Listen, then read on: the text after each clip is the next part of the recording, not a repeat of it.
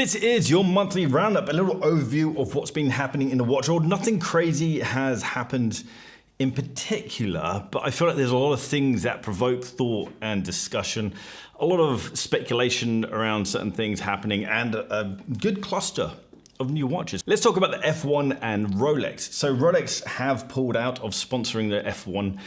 There's been speculation or people suggesting that this hasn't been confirmed, but I've had it confirmed, so it is happening. This is a thing, and LVMH have taken over the sponsorship deal.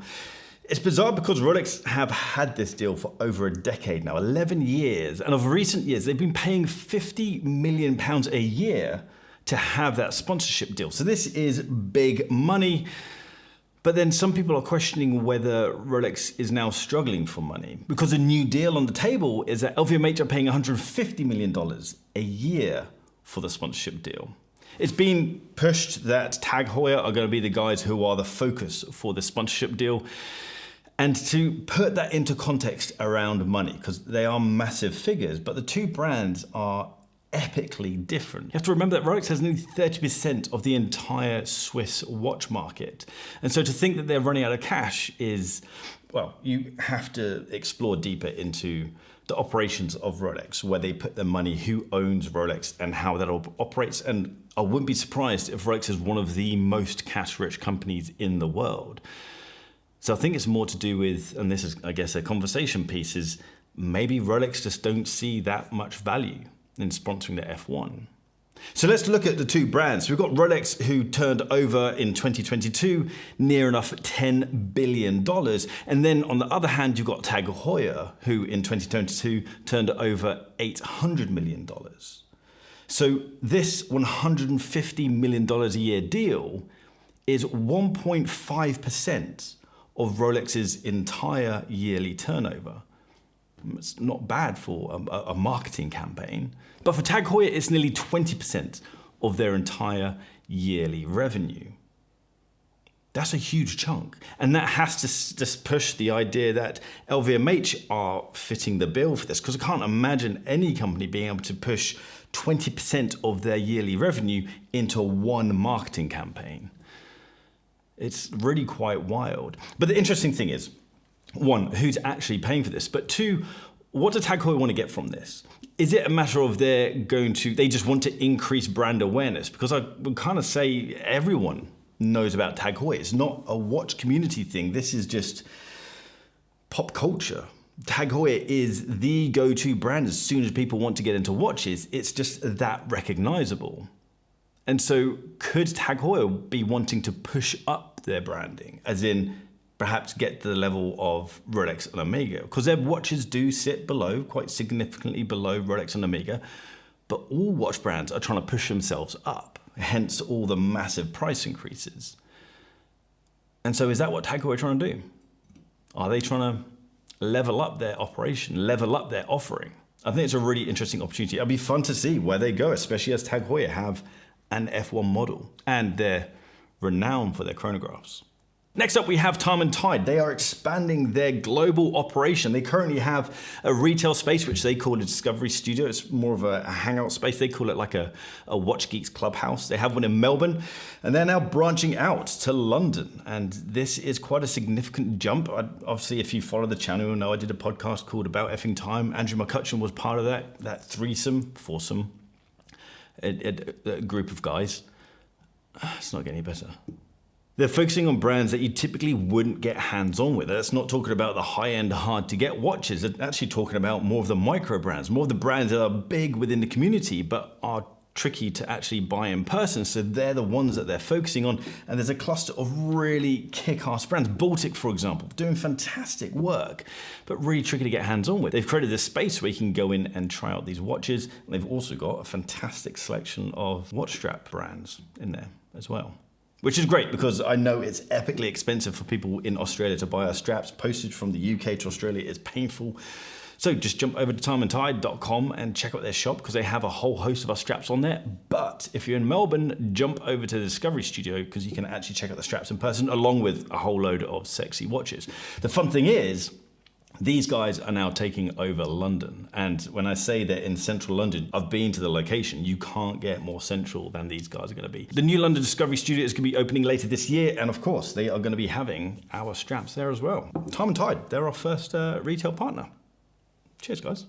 The next piece, I really want to emphasize that this isn't political. I don't care about your political opinions. You don't care about my political opinions. We come here to talk about watches and escape all that bullshit that we hear on the news. And anyway, something crazy happened in the US last month, and the guys over at Watches of Espionage managed to spot this watch on the Secret Service wrists.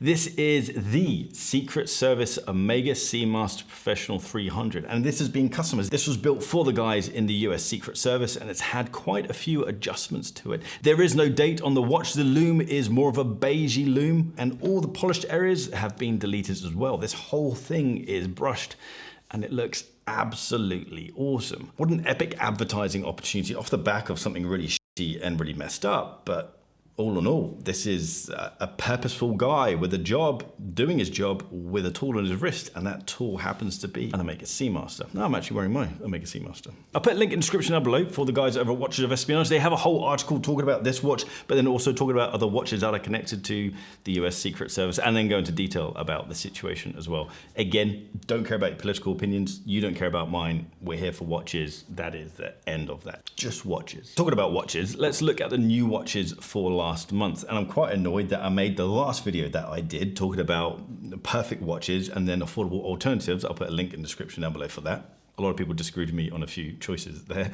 But as an affordable alternative to the Rolex GMT Master 2 Pepsi, Christopher Ward have just come out with a new offering. And I wish I had this email before I recorded that video, because this watch would 100% have been in that. This is the new Christopher Ward Trident Pro 300 GMT.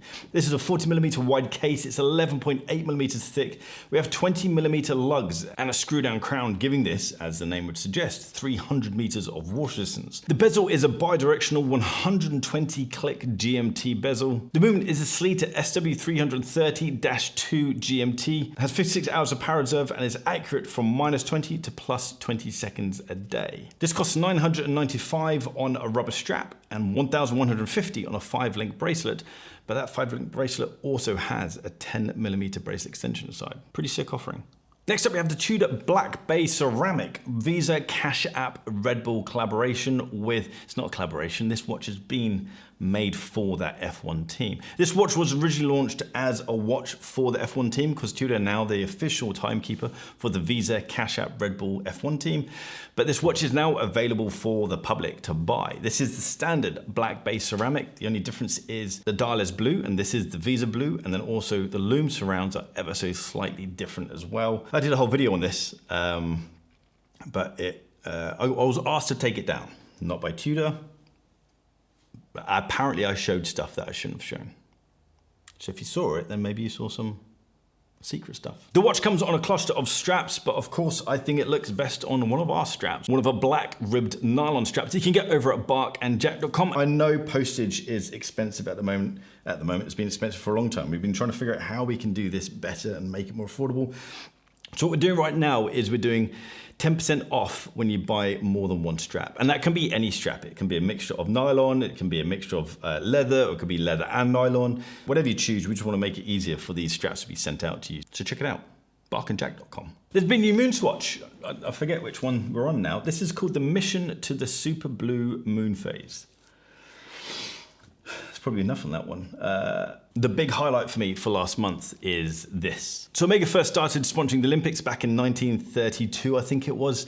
And every time there's Olympics, they launch a whole cluster of watches. And this year, the cluster is absolutely stunning, beyond stunning. This is the whole collection here. But the two standouts for me are this Speedmaster Chronoscope in Moonshine Gold. This is big, it's 43mm wide, but I wonder if, I haven't seen this in person, I wonder if it is actually 43mm or if it wears like a 43, because I feel like the normal Speedmaster is marketed as 42mm, but I don't feel like it wears that large. So it'll be interesting to see what people think about who have got hands-on with this. Looks-wise, this is stunning. Completely goes against all my ideas around spacing is really important on the dial. This is a really cluttered dial. This is something really sexy about it. It's gorgeous. not as gorgeous as this thing. This is called the Paris 2024 Gold Bronze Edition. This is absolutely gorgeous. There's so many elements of this, there's a couple of little Easter eggs in it. For example, the idea is that Omega wanted to capture the bronze, silver, gold idea around the podium finishes, and so then that is what is in the case itself. This is a gold alloy. The gold is mixed with palladium, with silver, and with bronze to get that beautiful color. The dial itself is also silver and has this beautiful engine-turned centerpiece to it, which is absolutely gorgeous. 39 millimeters wide, so it's going to wear quite large for a dressy watch. Omega are good at doing modern versions of vintage things, and they've absolutely knocked it out of the park. I loved it when they did that whole 57 trilogy thing. Actually, this trumps that. I think this is absolutely gorgeous. It's got a manual wind movement inside, which has 72 hours of power reserve. My big criticism is I want to see that movement. I'm not a massive fan of the Olympics. I don't dislike the Olympics. It is what it is. And so I think this is an offering. I just want the watch. I'm not fussed about the connection with the Olympics. I want to see that movement. I want to see that sexy manual wind movement in the back, because this watch is just gorgeous. So that's what's been happening in the watch world over the past month. If I've missed something, let me know in the comments down below and we can have a chat about it. I'd love to know your thoughts on this whole F1 relationship. We're going to see the Rolex branding changing over to Tag Heuer in early 2025. But I'd be interested in your thoughts of what you think the motivations are from Tag Heuer. To spend that level of cash in relation to how much money they actually make, I think they must have some big roadmap as to what they can do with their branding. It'll be really quite interesting. And what new watches have I missed? Because I'm sure I have. Guys, let me know your thoughts in the comments down below. If you like this video, hit the thumbs up button. If you like the stylized video, then hit the subscribe button down there and that little bell icon to get notifications when I drop a new video. If you're on Instagram, give me a follow at Bark and Jack. If you're on TikTok, give me a follow. I'm not dancing, I promise. At Bark and Jack on TikTok as well. And watch straps. Jump to barkandjack.com. I'll see you guys soon. Take care.